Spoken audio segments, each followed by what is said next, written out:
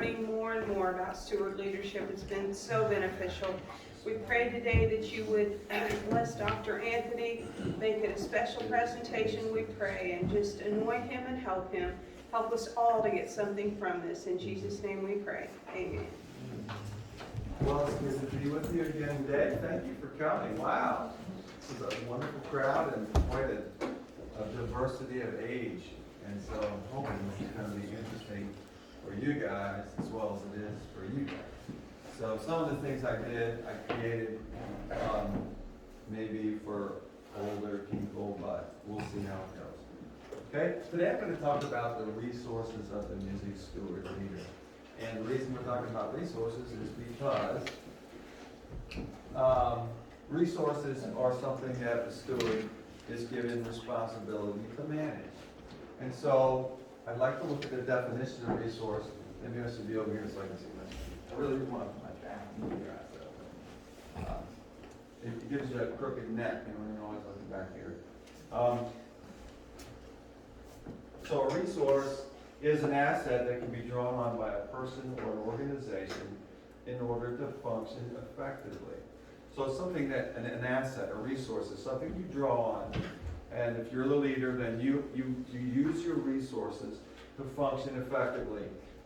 Kent Wilson says, steward leadership is the efficient management and growth of organizational resources through leading the staff and activities of the organization as a non-owning steward in order to achieve the mission according to the objectives of the owners or stakeholders. And so what I'd like to do is look at the first part of that statement. Steward leadership is the efficient management and growth of organizational resources. And so he says, so what resources are available for the music steward leader?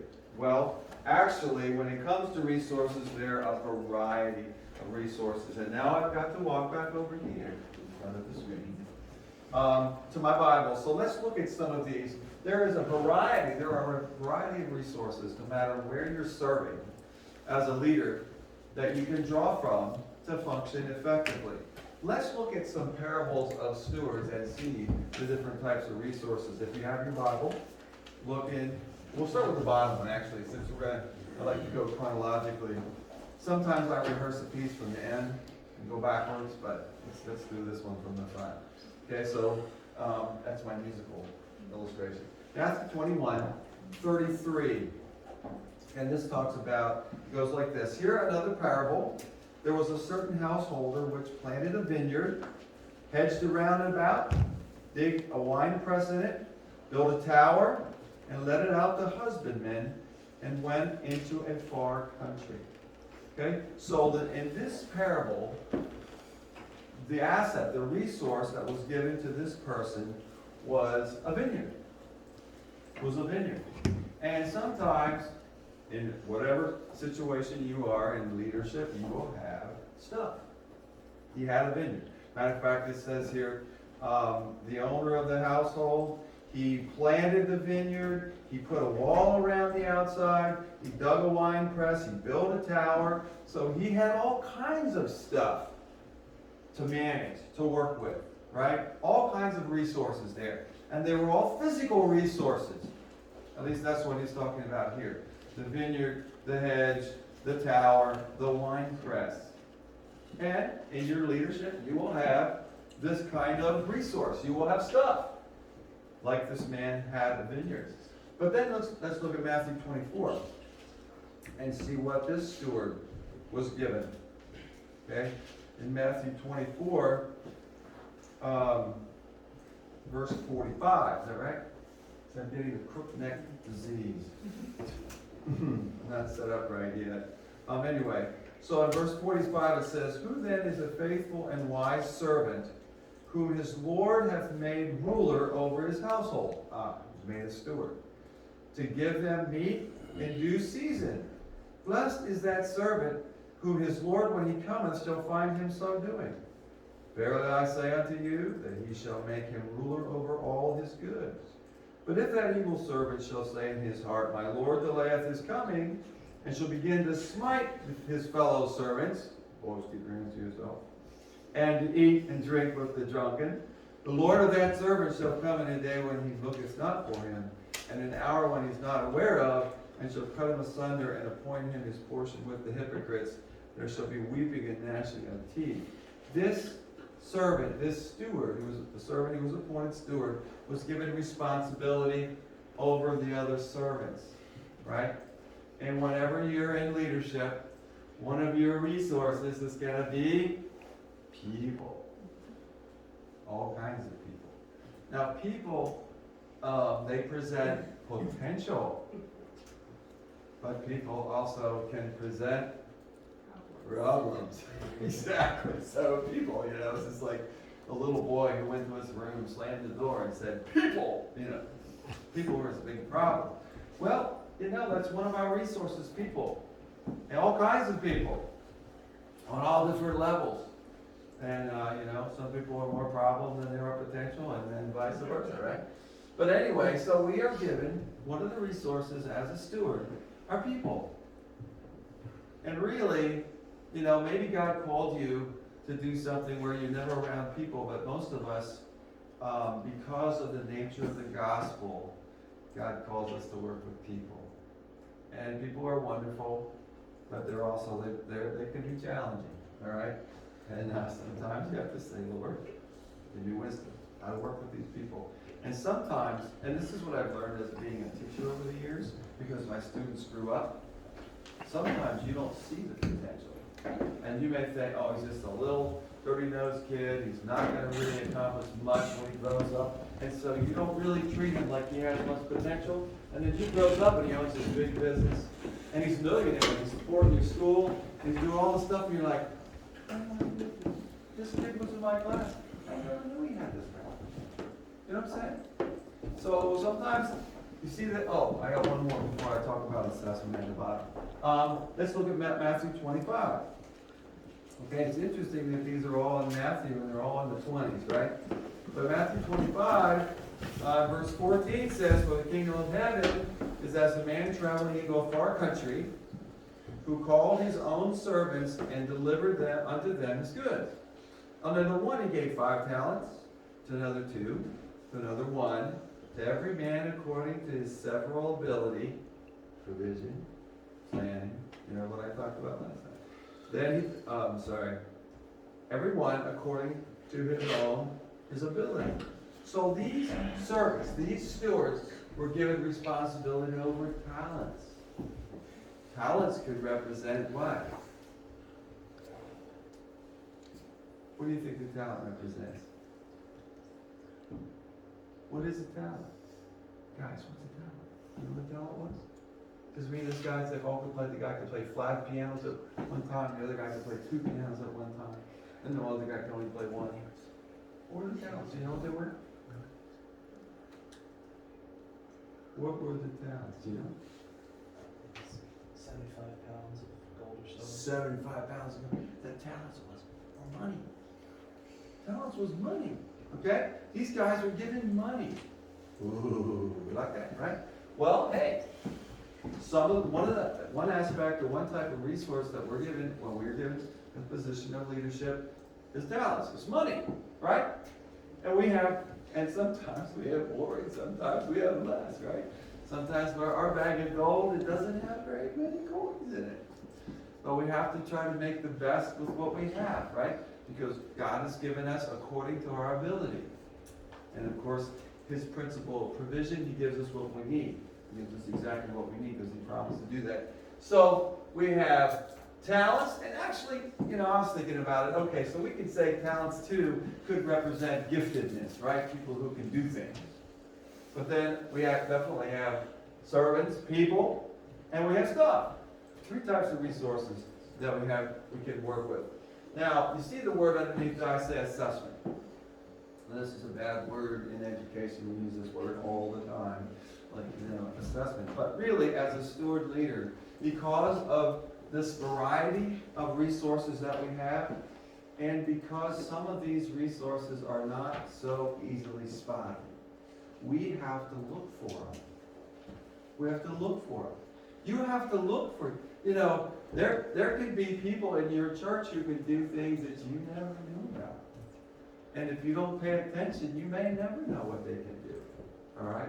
There may be resources available to you. You always should be on the lookout for resources.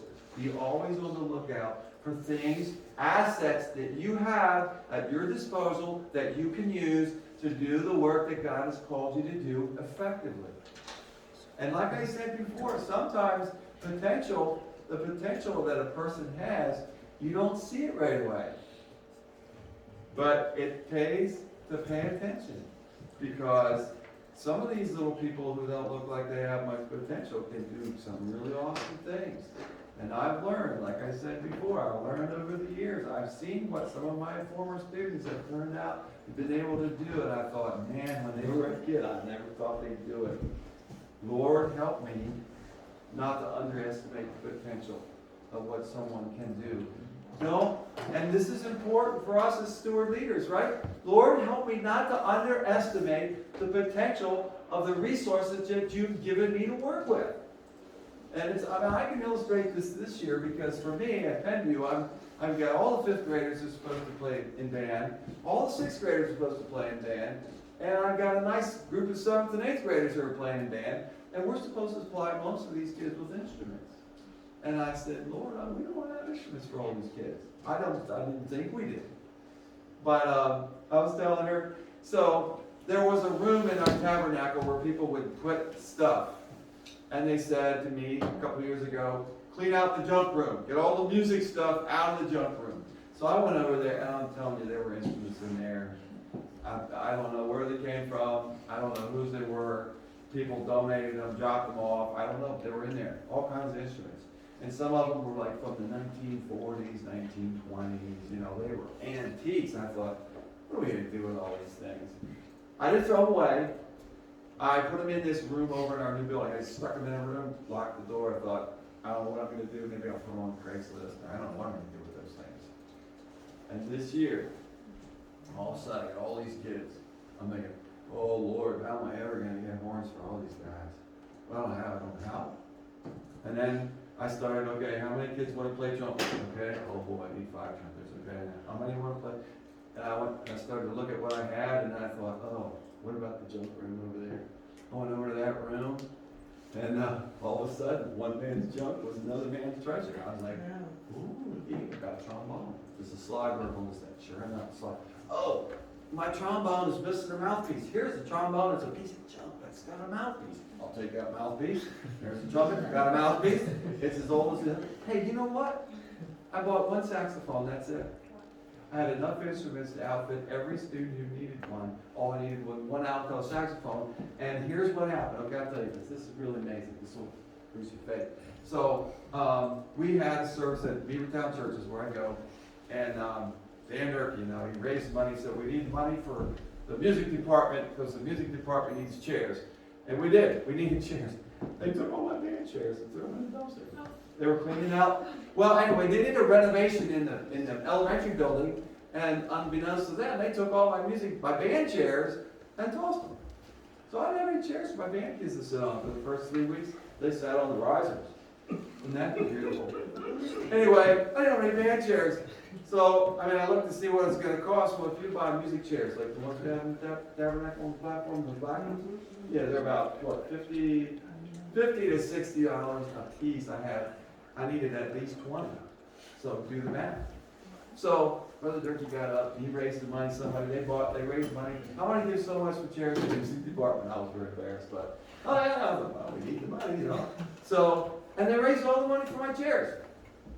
Well, I was looking, I'm looking for this, I need a saxophone. I'm wondering, where am I going to get the money? All of a sudden, one of the guys from the church called me and said, hey, you know what? He said, I wanted to give money towards your chairs, and they didn't see my hand. I had my hand up, they didn't see my hand. He said, I want to give some money to the music department. Could the music department use a little money? I said, sure. I said, I'm actually need to buy a saxophone. He said, would $500 do it? I said, $500 would buy me more than 1 saxophone. He brought a check. I paid the school the check. I got my saxophone. It's amazing. The potential of God, He provides. He provides. You say, He won't do that for me. How do you know He won't do it for you? Hey, He's Lord by right of provision. You do, He'll give you the resources. You just have to look for them. I didn't want to use those old instruments.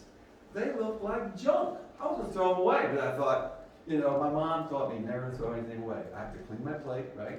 Eat everything on your plate. It's on your plate, clean it. Even if you don't like it, eat it all. And you don't throw stuff away, so I didn't throw them away. But I was thinking that they were junk.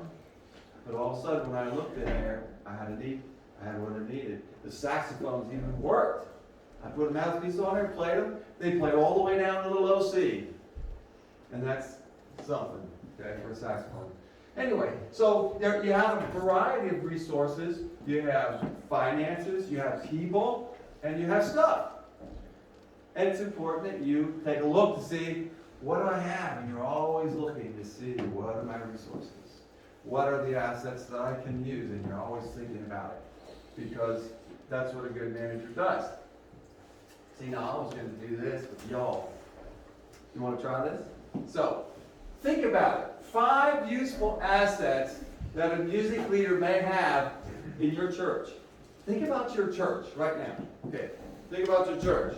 Now, there could be 5 people. It could be 5 things. Okay, because we got people, stuff, and what was the other one? Finances. So, what assets?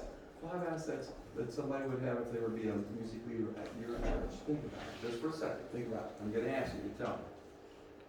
I'm going to ask some of you to tell me. Okay? Think about it. What are some of the assets that someone would have, resources someone would have if they were to be a music leader at your church? Okay? You ready? Because I'm going to call on you. And you. Yeah? So think about it. Okay? Okay? And you. I'm going to call on you. And one of my beloveds does it. Oh, really? Are you stuck there? I didn't think singing too big for that. How about you? Okay? Think about it. Give me at least one thing, one asset, one resource at your church for a music leader. Start with you.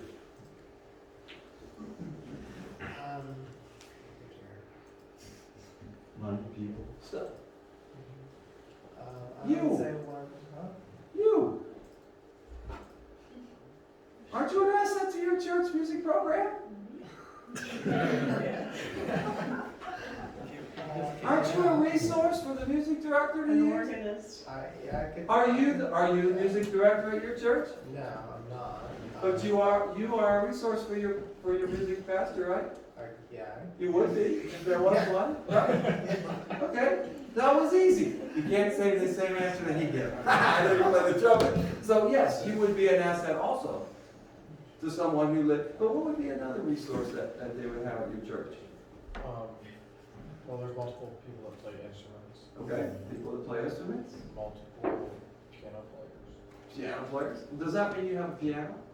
Yes, we do have a piano. Oh, well, that would be a resource too, wouldn't it? What kind of piano do you have in your church?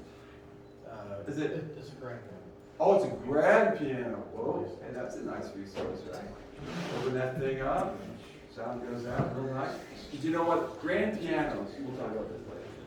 Grand pianos can be a real pain, but anyway, not to play, but to maintain and protect, right? You put that lid down and there's this huge table, put stuff on, people put stuff all over the piano, or they drop stuff in grand pianos. They put their pencil, oh, my pencil just fell down on the piano. And then you're playing along, so buzz, buzz, buzz, buzz. You gotta take the piano apart to get the pencils and the papers and the junk out, but a grand piano, that's a resource, right? How about you? What do you have in your church, a resource for a music person? Good sound system. They have a good sound system. Hey, that's a resource. So if you were the music leader there, you would use that, right? That would be something that you would use to whatever you're doing in your church. Use that. How about you? Being able to control the kids wherever, like, not make them practice. So go ahead, say what you said. I just can't say it slow enough that I understand what you're saying. Help them behave, so they can learn. Okay, so help who learn? The students. The students. Okay. So in other words, not only having some resources, but trying nurturing the resources to make them better. Okay. Okay. Good. All right. So we have resources, different types of resources. Well, here's one of the resources that I think we have, and that is music. We have a rich and large body of sacred music that speaks to the many aspects of the Christian faith and walk. Our music, folks, is an incredible resource. Our music. Some of you are not familiar with a lot of music, but some of us who have a little more miles on us, we've heard a lot of music, and man, our music is an incredible resource because our music can speak so clearly to many, the diverse aspects of the Christian faith and walk. And you know, I think about this. You know, it counts in the large diversity of musical styles. It presents deep and simple, God is so good, simple truth, right? Or what did we sing this morning? This is the day that the Lord has made. Set in various levels of musical complexity, found in numerous sources, printed songbooks, collections, recorded sources. Let me tell you, we as musicians, and I don't know that all of you are musicians, but we as Christian ministers of music have a trust. The music that we've been given is a trust. And I think that it's really important that we are intentional about preserving the good. Right? Because I think music is like anything else. You know, it's like in clothing styles, whatever, right? Everybody likes to follow the new trend. And we can get so caught up in our music of following the newest songs, right? And what happens sometimes is that sometimes those new songs, they're popular for about 3 months and nobody sings them anymore. But in the meantime, as we've been trending with our music, we have lost music. Songs that really speak to the heart of who we are and what we believe. So I would just say that I believe that this body of sacred music that we've been given, and it's huge. And you could spend your lifetime just learning new hymns. People, oh, that's a new song. We sang a new song at our church this last week. Well, that song's been in the hymn book ever since it was printed in 1946.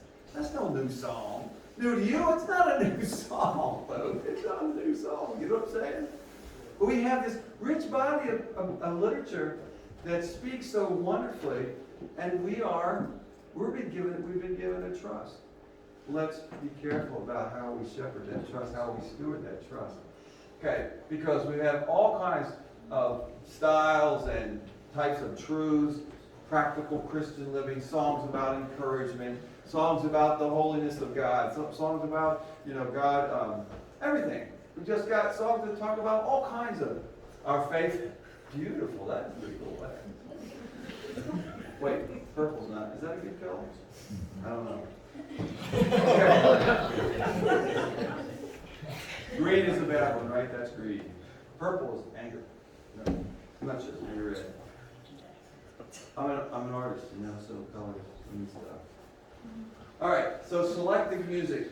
So I just wanted to talk a little bit about this. So in our selection of music, and I already said something about trendiness. Be careful about trendiness. Don't always run after the newest song at the expense of something that really is good. Because in music, and I'm a musician, and so I understand the term classic. You guys think about classical, but I think of it as classic. In other words, there's some songs that endure over time. People just keep using them because they're so good. They endure. They're classic. And others are lost. They're not. Does that mean that songs that people don't still sing are no good? No. Sometimes there's some really good songs, but there's just too many. You can't keep them all. But we're stewards. Anyway, so when you're selecting your music, think about direction, demographic, and doctrine. Okay? And what I mean by direction, I have it's a two-pronged meaning. Direction, first of all, I think that, when we worship the Lord, it has to engage all of who we are. Not just our emotions, not just our body, but our mind too. Because true worship is not just feeling good. True worship is not just feeling exalted and, well, I'm happy now. I went to church, I wasn't feeling so good, but now I'm feeling happy, I'm feeling good, I'm feeling good. That's not true worship, okay? True worship engages the mind. Because when we worship God, it's when we meditate And our emotions result from our contemplation of Him and what He's like. You see? So in order for us to help people to engage in worship and the music of our church, it has to be intentional. It has to be intentional. It has to have direction. I mean, you can't just go from here to there, and people are singing this song and that song and that song, and they're trying to figure out, they're trying to make the adjustment, from one song to the next, and there's no real theme, there's no real connection. It's just like somebody came to church, 5 minutes before it's time to start, flipped up the song, oh, you sing that one, oh, that looks good, that looks good, and that's what you sing, okay? I think that you should be intentional about your choices, okay? That your choices should have some kind of theme. It's not a sin. I know people say it all the time. I'm a musician. I hear this all the time, and I understand, and I agree. I agree to some extent. People say, wow, my special song and your special song collaborated together, and the pastor preached. Wasn't that God? He worked that out. We didn't ever plan it, but it worked out like that. Well, yeah, I see that. I understand that. But if you have somebody in charge of music in your church, someone who's over the music, maybe it shouldn't always be, wow, that was an accident, God did that. Maybe it should be more intentional. Maybe you should talk to the pastor and say, hey, Saturday, call him up, text him, say, so what's the theme for tomorrow morning? Is there any way I can support the message in music tomorrow?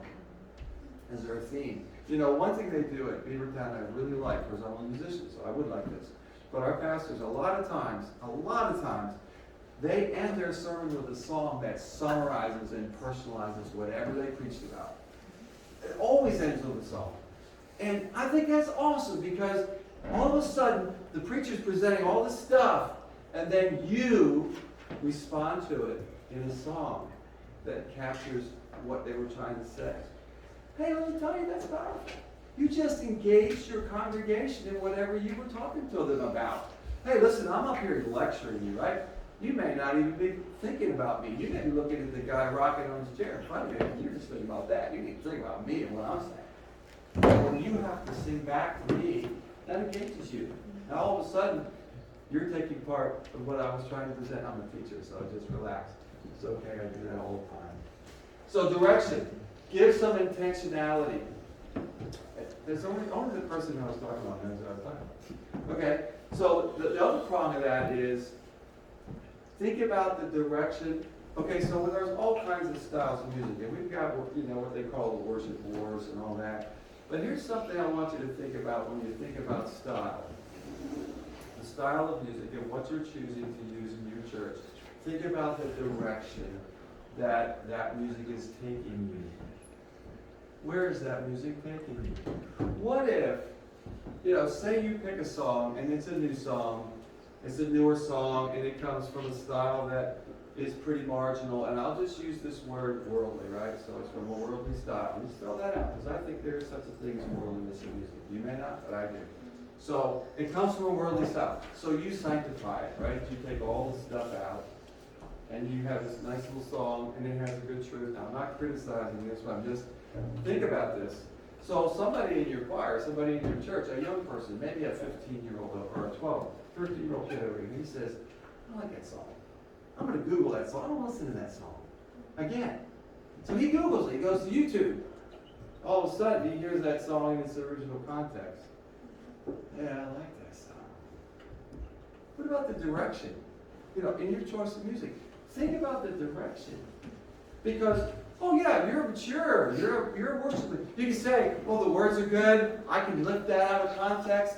And I can use that in a really safe way, and it can minister. And if nobody knows this original context, that's good. But can everybody do that? Okay? Because you're not only responsible for yourself, think about the influence on others, especially if you're thinking about shepherd leadership. What about the young ones? Can they do that? Or maybe they can't. Okay? I'm not drawing any lines. I'm just laying a principle down for you. Okay? Think about the direction that the music is going to take you. Today's going to be really long-winded because I'm going to steal from yesterday. No, not. Okay, think about the demographic. You know what that means? Think about the type of people that go to your church and what kind of music they like. Okay? Because within the realm of legitimate and good, there is variety. And your president, Brother Buckler, he always says, what does he say? He's from the South and whatever. You know. Okay, so if you go to a church and you've got a really good banjo player and you got a guy who likes to play mandolin, whatever, there's nothing, don't play all organ songs in your church, right? Use music that speaks to the people of your church. Utilize the language of the people. Now, if that's not your favorite thing, okay, so I'm a music educator, so when I think about a concert, a program I put together by one of my ensembles, I think about the pieces that the people enjoy and can relate to as stepping stones to get them through the program, right? So I can put stuff in between there that they may not appreciate. But as long as I have a path for them, they can get through the program and they can enjoy it.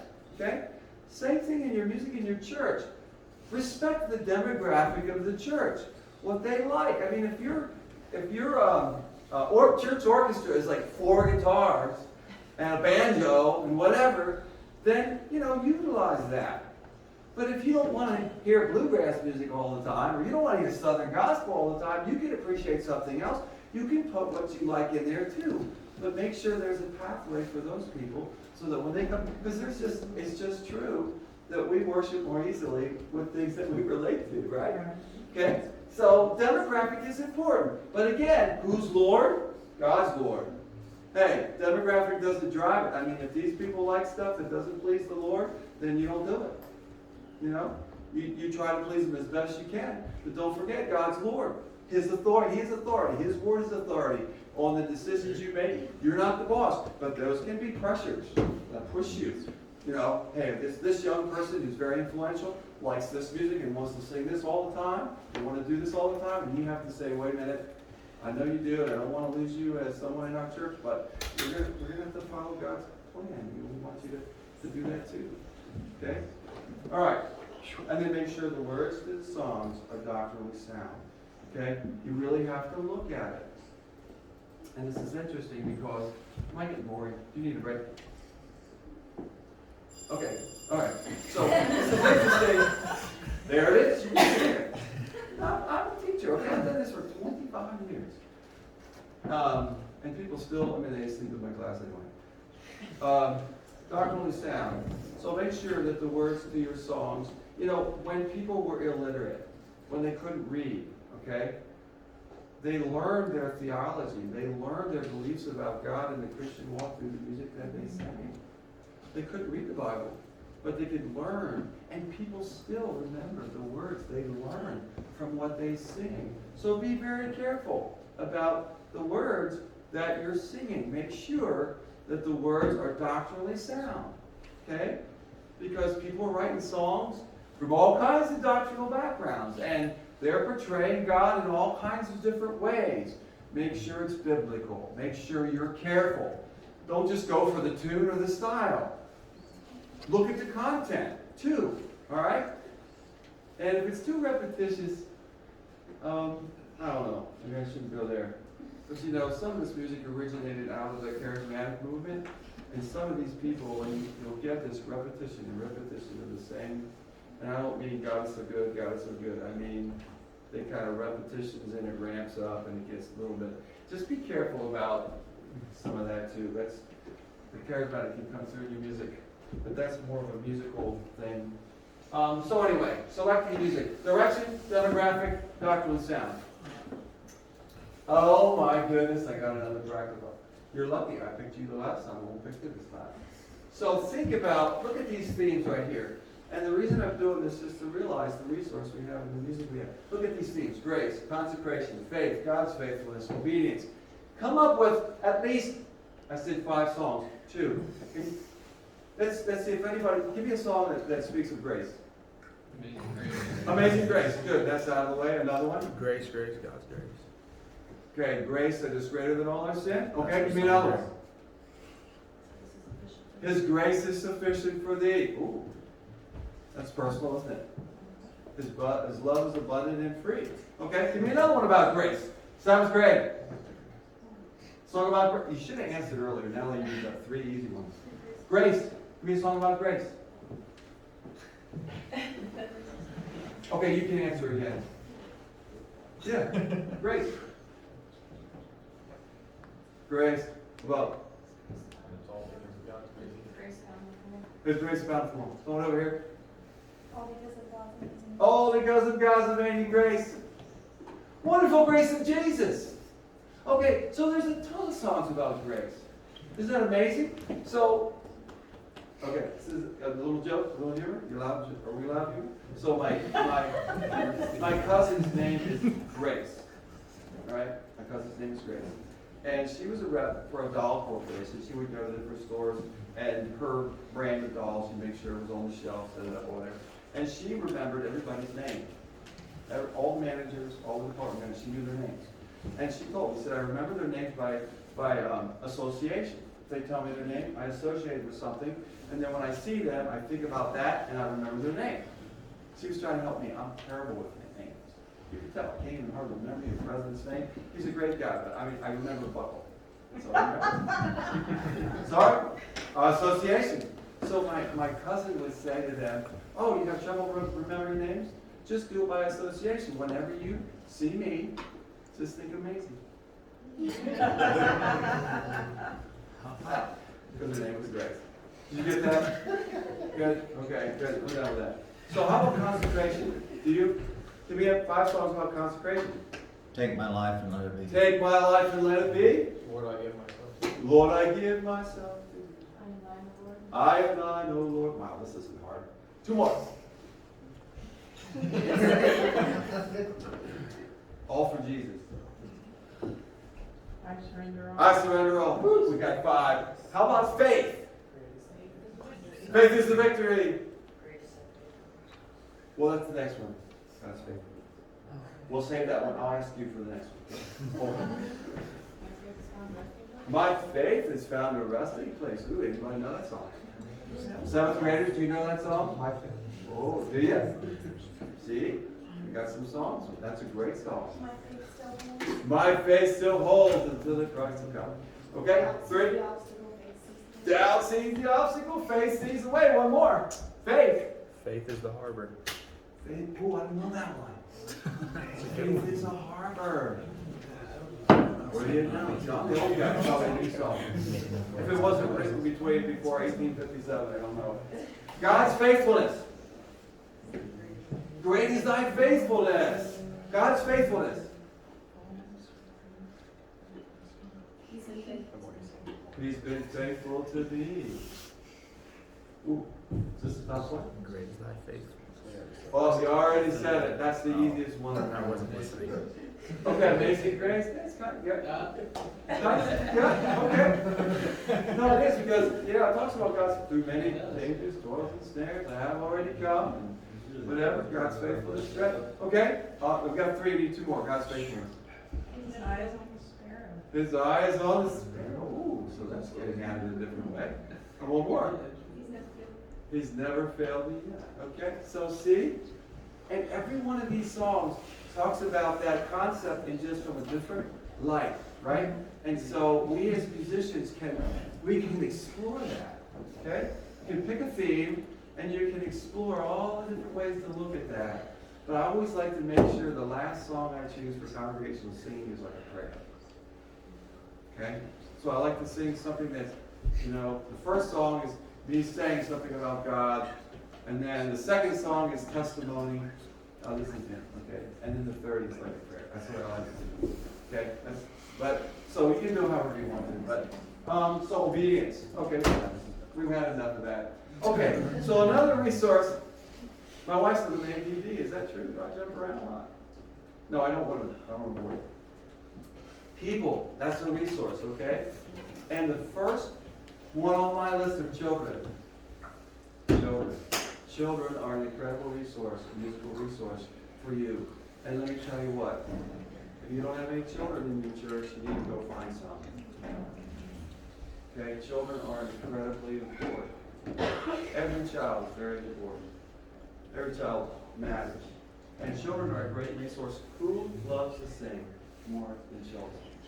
Who loves to sing more than children?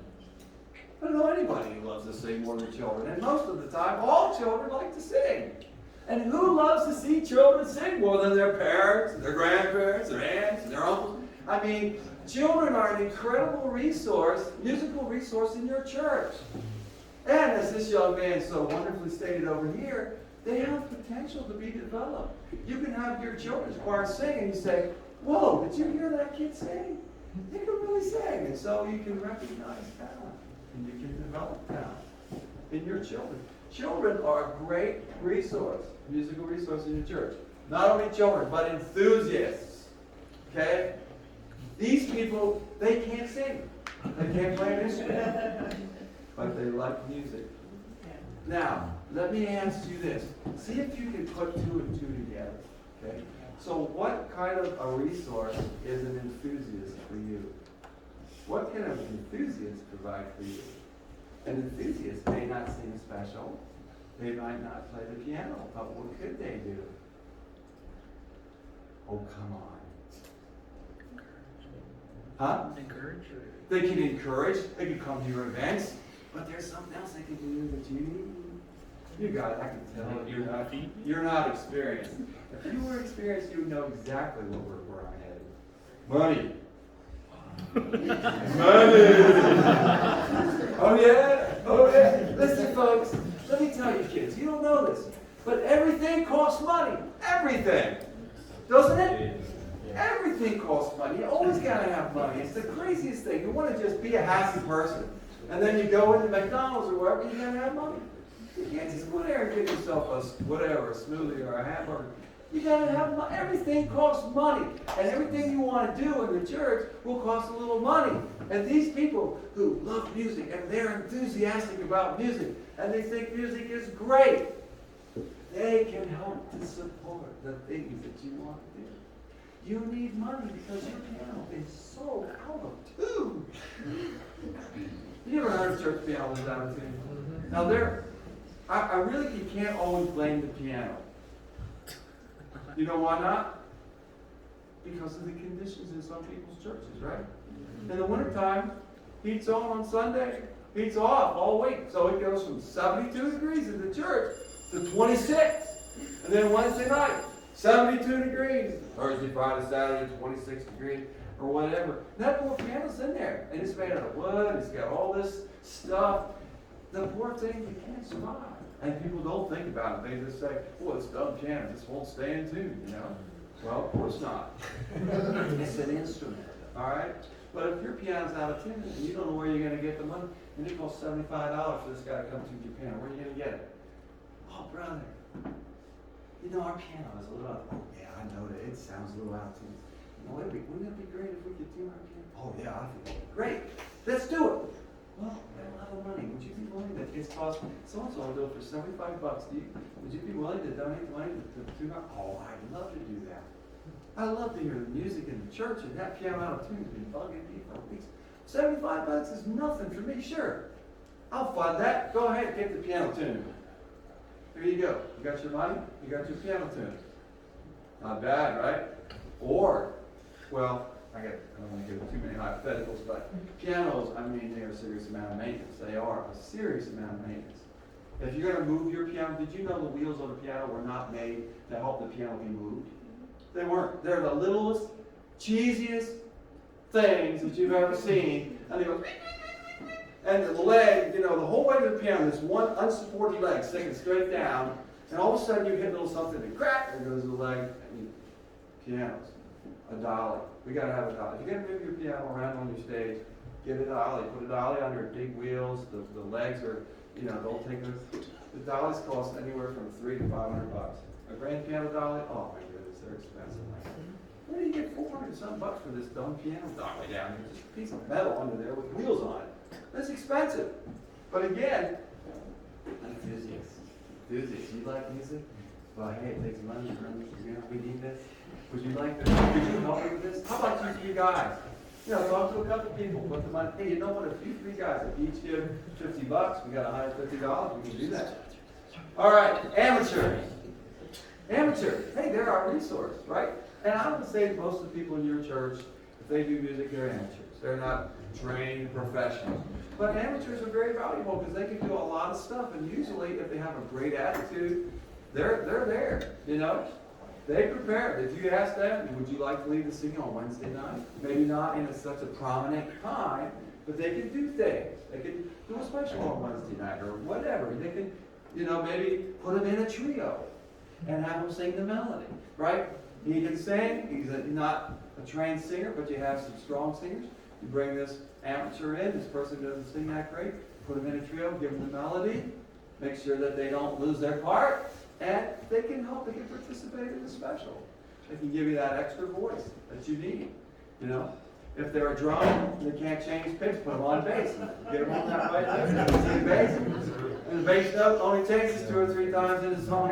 Anybody sing bass in here in choir? The bass part. I just do it. I sang bass in choir, and I thought, you know what? This is the most ridiculous part.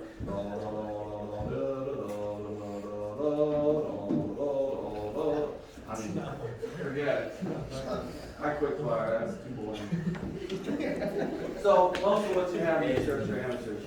And the other thing about it, and I'm back to you again, because I really, what you said, you may not realize it, but that was a very good comment. These people have potential to be developed, right? They're amateurs.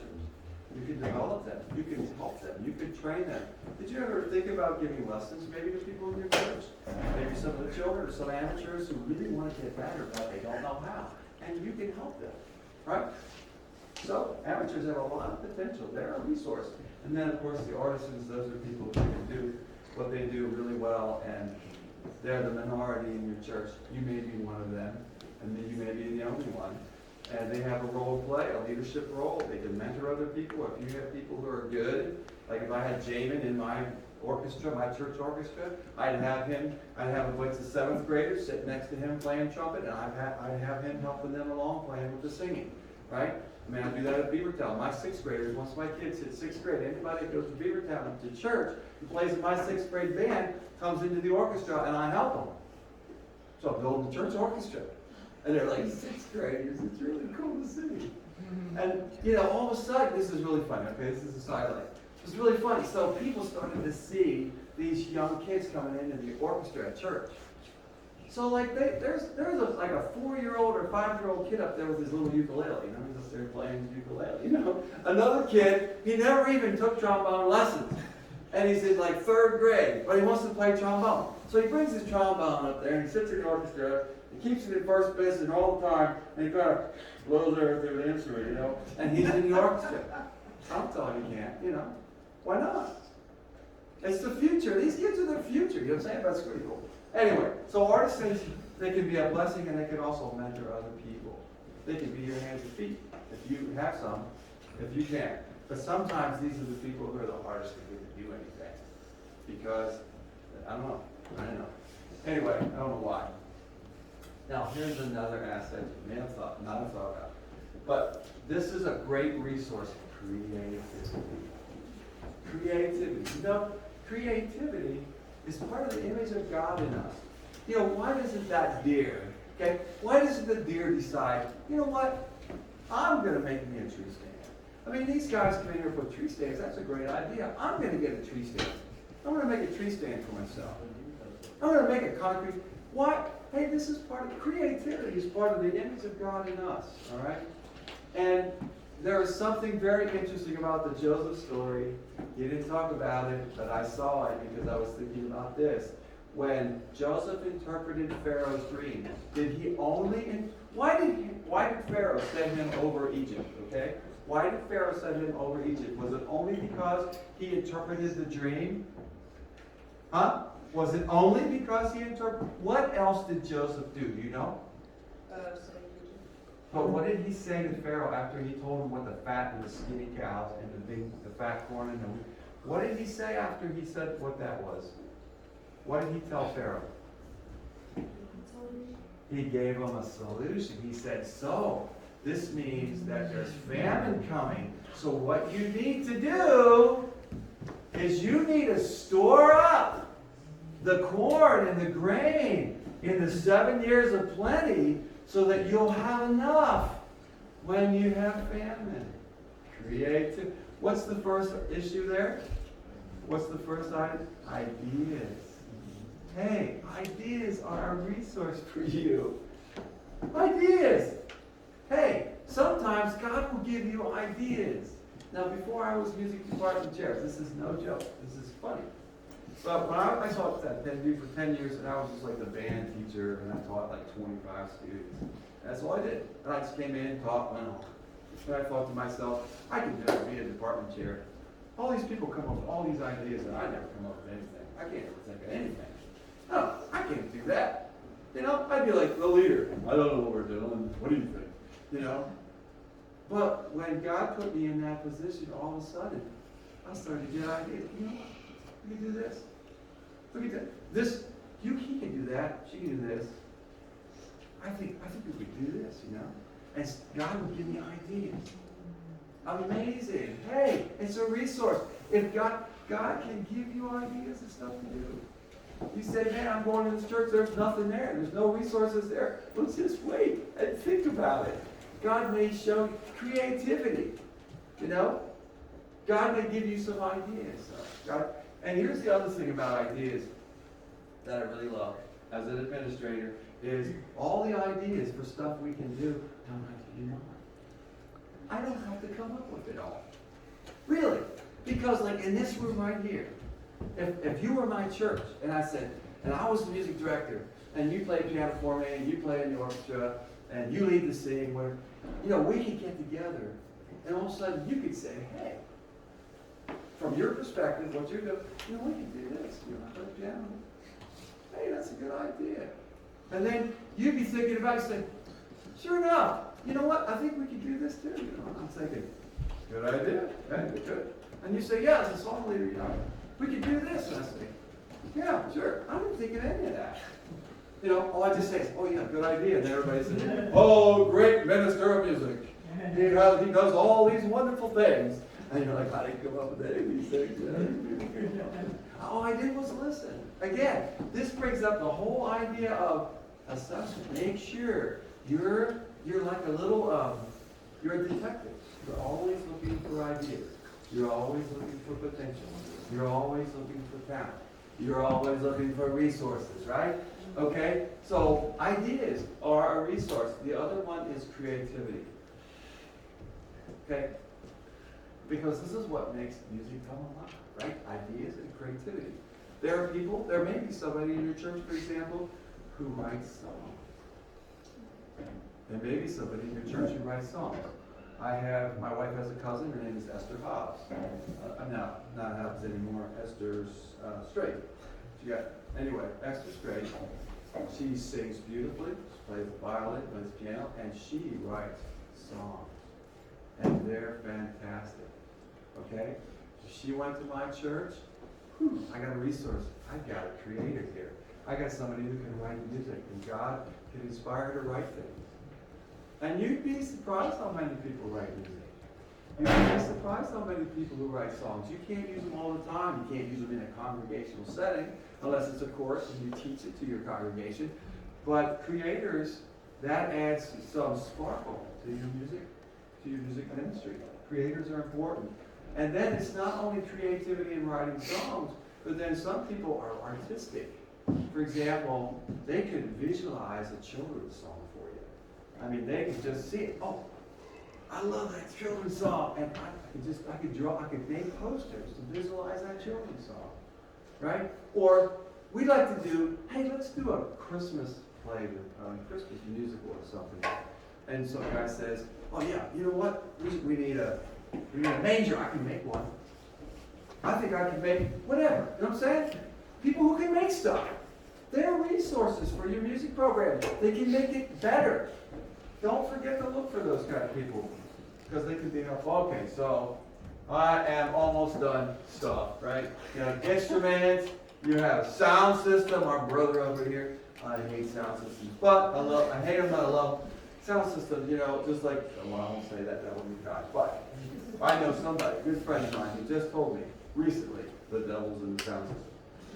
You know, it's like your computer, your car, you know, when it works, it's great. When it doesn't, oh, what a mess, right? So the sound system all of a sudden, you know, you're all deaf, there's a big scratch. You know what I'm saying? It's like, oh man, the sound system, one of the guys up there singing, his mouth's moving, and doing your thing, you know, and the guy's back there moving levers up and down. He's pushing buttons. We're not worshiping, we're all hoping that the service will continue. You know, sound systems, oh dear Lord. But there are people who love sound systems. They love equipment. And they've got all, you know what I'm saying? Techie guy. All right, so if you have a techie guy in your church, look out. God is Lord, don't forget. Because the techie guy will spend all your money on stuff, trinkets, electronics. Okay, so but you have instruments, right? And we talked about piano, organ. You never know, some churches, you know, somebody left the church and they never took their horn home, and they died. And nobody remembered that their trombone was in the basement in one of the Sunday school rooms, right? You may have a trombone in your Sunday school room that you could use for somebody who doesn't have one. That somebody died up there. You know, you never know. There's all kinds of stuff. You never know. Instruments, sound system, space. This is a resource, okay? And I'm a musician, okay? I'm a professional musician. Every room I go into, I do that. I mean, right away. The first thing I noticed about the room is the acoustic. First thing. I mean, I walk in the auditorium, I just meet, because I wonder, okay, so if we're going to play in here, what would it be like? Live, dead, Lord help us. But, you know, live for me, because live performance is better in a live room than a dead one. Now I sound just like the little puppy in his bark, right? He barks in this big barrel and makes him sound big. We like it. So the space, if your space, you know, what is your space like? You know, if your space is live, then you can do a lot of acoustical performance. You don't need a bunch of sound systems. You don't have to hear squeals and bangs and bumps. You can hear adequately without all that. If it's too live, you can add stuff. You can put a curtain, you can put sound panels, you can deaden a little bit, but your space is a resource. Okay? The acoustic, the size. How big is your platform? Do you have this little dinky, all these churches with tiny platforms? You know, how are you supposed to do it? You can't hardly get a quartet up there. You know, they barely get the piano. Sometimes the piano's down in a little dip over here, and, you know. And then other churches like Beavertown, you know, our platform is huge, right? So we do our musical play, and you can have two scenes on our platform. I mean, with a curtain between, you can have two sets. Isn't that cool? So, you know, thinking about your platform, how spacious is your platform? Is everything on your platform permanent? Oh, help us. You know, or can you move the podium? Can you move the communion table? Can you make space? Can you do stuff in that space? You know what I'm saying? So what is your space like? Because these are all I'm done. Okay, so remember there's a variety of resources. Make sure that you're the detective. You're always looking for them. And your responsibility is to manage them well, and then also seek growth in knowledge. Thank you very much for your attention. Did I burn my time? 11:46. I was long-winded today.